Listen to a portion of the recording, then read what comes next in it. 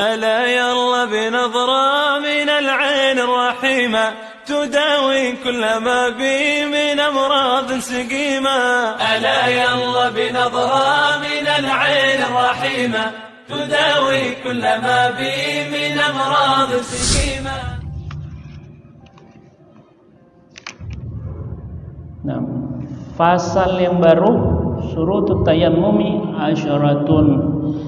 Syarat-syarat bertayamum ada 10. Syarat-syarat tayamum ada 10. Yang pertama an yakuna bi turab. Kalau mau tayamum itu harus dengan debu, bukan dengan tanah. Nah, iblis bilang bagaimana? Khalaqtani min nar wa khalaqtahu min tin. Engkau menciptakan aku dari api dan engkau menciptakan dia, Nabi Adam, dari tanah. Tin itu adalah tanah. Turab adalah debu. Tanah yang boleh digunakan untuk berdebu, tanah yang boleh digunakan untuk bertayamum adalah tanah yang ada debunya. Tanah yang ada debu bagian atas dari tanah itu boleh digunakan untuk bertayamum. Kemudian wal yakuna turabu tahiran. Debunya itu harus suci. Orang kencing di padang pasir atau di tanah, ya, kencing, besoknya kering tempatnya. Seperti tanah biasa, tidak ada bau, tidak ada sama sekali najis. Seperti biasa, tetap dihukumi najis, tetap najis walaupun tidak ada sifat-sifat najis itu sendiri. Tetap itu dihukumi najis. Maka tidak boleh pakai tanah tersebut. Harus tanah tersebut debunya suci. Walla yakuna musta'malan. Debunya tidak boleh bahasanya second hand, bekas. Sudah bekas. Bekas yang dimaksud ini yang sudah digunakan untuk bertayamum. Di dalam bab wudu tidak boleh kita berwudu dengan air bekas wudunya orang, ya. Orang wudu kita ambil bawa air, tidak bisa.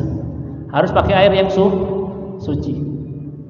Yang dimaksud dengan musta'mal li bab wudu, ya, yang dimaksud dengan musta'mal li bab wudu, air yang percikan air atau yang jatuh dari wajahnya atau setelah basuhan pertama, basuhan yang wajib.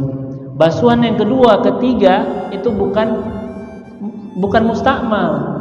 Basuhan pertama di dalam wudu atau mandi besar itu yang dimaksud, dan bekas airnya itu adalah musta'mal. Itu di bab air, bab wudu. Di dalam tayamum juga demikian. Kita bertayamum, ya. Ya. Yang jatuh dari wajah saya, dari debu-debunya itu, yang jatuh rontok, itu musta'mal. Kemudian yang di tangan saya ini, saya gunakan untuk bertayamum. Selama tangan saya ini belum saya angkat, masih melengket di wajah. Ini debunya masih mensucikan. Tapi kalau saya sudah angkat, maka yang di tangan saya ini semuanya jadi musta'mal. Jadi kalau mau tayamum langsung, tidak perlu jangan begitu. Karena yang keduanya itu sudah musta'mal. Jadi dua makna musta'mal di dalam tayamum. Yang rontok sama yang di tangan yang sudah diangkat dari wajah. Jadi kalau tayamum jangan diangkat di wajah sama di tangan. Terus biarkan melengket terus. Itu yang dimaksud dengan musta'mal.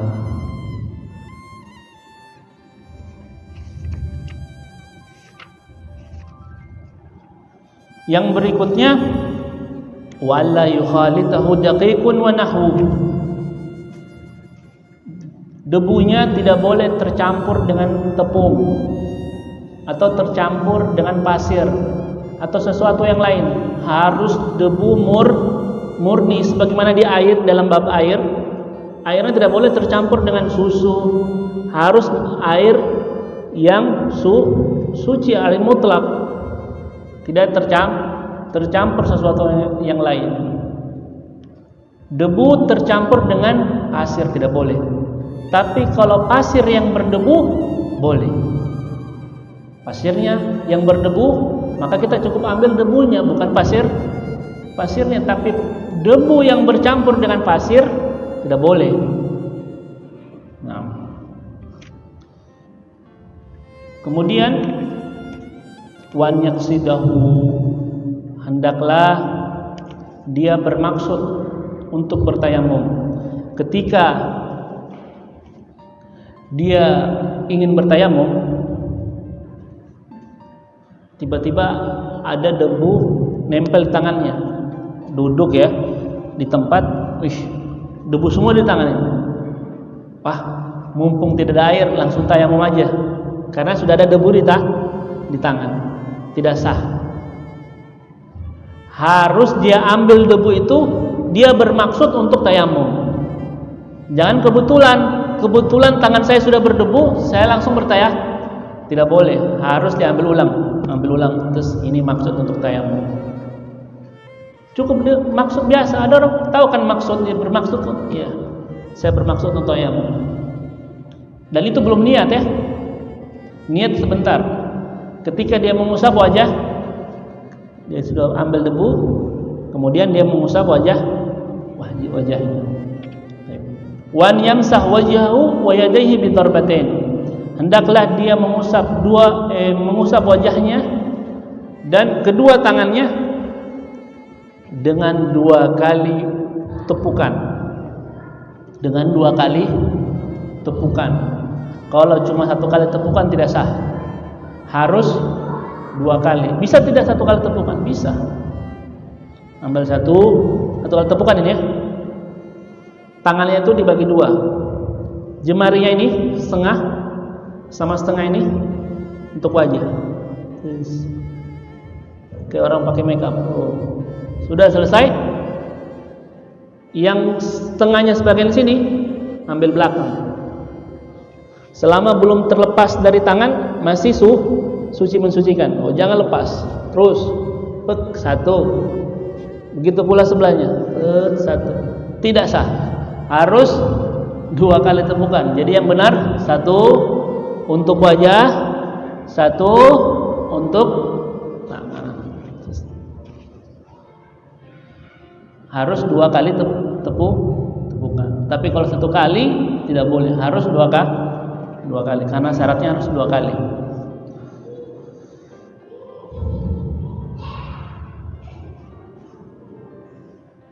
Kalau dia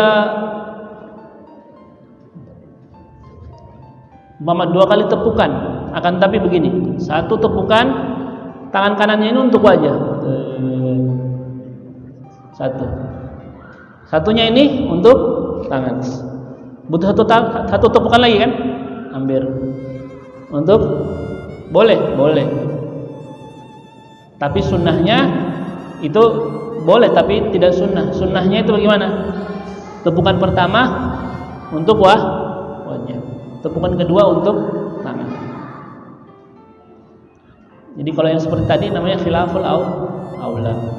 Tapi sunnahnya 2 kali tepukan. 1 tepukan yang pertama untuk wajah, tepukan kedua untuk kedua tangan. Kemudian syarat yang berikutnya wan yuzilan najasata awalan. Jadi sebelum dia bertayamum, dia menghilangkan najisnya dulu. Kalau ada najis dalam tubuhnya dihilangkan, baru dia bertayamum. Tapi kalau tidak ada air, sudah tidak ada air, bagaimana saya mau hilangkan najis sementara airnya tidak ada? Maka dia sholat dalam keadaan seperti itu, dan nanti kalau dapat air dia ulang lagi sholatnya. Yang bisa ya, dibuat contoh dengan permasalahan seperti ini adalah orang yang sakit. Orang yang sakit dia dihilangkan dulu najisnya. Baru dia bertayamum. Dan sholatnya sah, tidak perlu diulang lagi. Kemudian syarat yang berikutnya wa an yajtahida fil qiblah qablahu, hendaklah dia berijtihad mencari kiblat sebelum dia bertayamum. Nah, mencari kiblat itu kalau kita di Ka'bah, kiblatnya ya melihat Ka'bah dengan kita melihat. Tapi kalau kita tidak melihat Ka'bah, kita melihat orang yang melihat Ka'bah, maka kiblatnya kita adalah orang yang melihat Ka'bah. Orang sholat di bukit Ka'bah, bukit kita tidak lihat Ka'bah karena terhalangi bukit. Tapi kita lihat orang di atas bukit itu menghadap ke kanan, oh berarti Ka'bah ke sana. Atau menghadap ke kiri sedikit, oh berarti Ka'bah sebelah situ. Kita melihat dia sebagai patokan kiblat. Atau kita tidak lihat Ka'bah, tidak melihat juga orang melihat Ka'bah. Ya seperti ini di negara kita Indonesia. Namanya tingkatan ijtihad. Kita berijtihad mencari tahu kiblat. Syekh Muhammad Nawawi Al-Bantani dalam bukunya Syarah Bidayatul Hidayah, beliau mengatakan kiblatnya orang Indonesia itu cari kompas, cari arah barat. Nah, dapat arah barat, W ini. Oh ini arah barat. Terus mana? Ke sana Pak. Serong ke kanan sedikit. Serong ke kanan sedikit. Dimiringkan ke kanan sedikit. Terus itu kiblatnya orang Indonesia. Dengan cara ijtihad itu ijtihad para ulama. Dan itu untuk kalau kita di hamparan yang luas, yang datar, tidak ada apa bangunan, kita cari seperti itu. Tapi kalau kita sudah dalam masjid, sudah ada mihrab, jangan begitu lagi. Artinya cari barat, serong kanan sedikit. Nah, itu miring bukan menghadap kiblat. Rumahnya tetangga nanti. Nah, serong kalau sudah di mihrab maka kiblatnya mihrab itu. Karena orang bangun masjid dia sudah arahkan ke kiblat. Jadi jangan diserong ke kanan lagi. Nah. Jadi kalau kita masuk masjid mau tayamum ya sudah lihat itu mihrab. Berarti arah masjid kiblat ke sana. Langsung tayamum. Wa an yakuna tayammumu ba'da dukhulil waqti. Hendaklah tayamumnya itu setelah masuknya waktu salat. Namanya juga sebagai tayamum ini sebagai pengganti dari air. Dan dia itu alat bantu yang lemah. Maka diberikan karena darurat kan?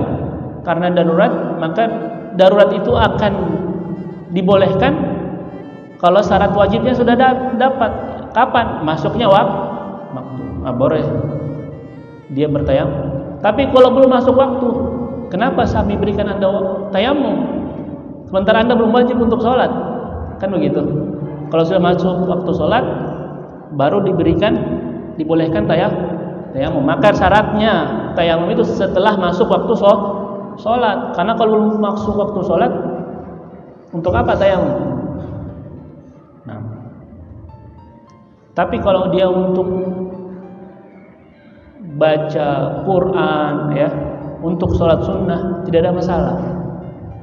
Kapan saja ya, sholat sunnah mutlak kapan saja, waktunya ya kapan saja selain 5 waktu yang diharamkan. Baca Quran ya kapan saja. Tayamum untuk baca Quran, maka dengan tayamum itu kau cuma boleh untuk baca Quran, tidak boleh hal-hal yang lain, cuma boleh baca Quran. Wan yatayammam li kulli fard, hendaklah dia bertayamum setiap kali salat yang wajib. Salat 5 waktu. Salat Jumat juga termasuk salat wajib. Salat jenazah memang dia itu fardu kifayah, akan tetapi derajatnya seperti salat sunnah. Jadi kalau kita tayamum untuk salat wajib, boleh juga salat jenazah. Boleh juga sholat jenazah. Memang dia wajib tapi derajatnya seperti sholat sunnah. Jadi boleh sholat jenazah, besok kita baca Quran, boleh sholat sunnah. Tapi untuk sholat wajib yang berikutnya harus tayamum lagi.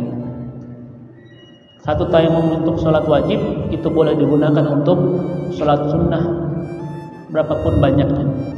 Tapi untuk sholat sunnah mau pindah ke wajib tidak boleh. Tayamum dulu. Ada yang terlupakan tadi. Tidak ada permasalahan kalau misalnya tidak ada air, tapi ada yang jual air.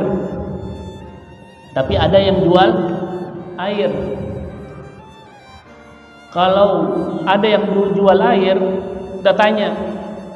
Kalau dijual airnya itu dengan harga pasaran, kalau mama ada air berapa sih harga air? 5.000. Kalau pas tidak ada, berapa harga air pasaran? Oh, kalau tidak ada air bisa 50.000. Mahal lagi.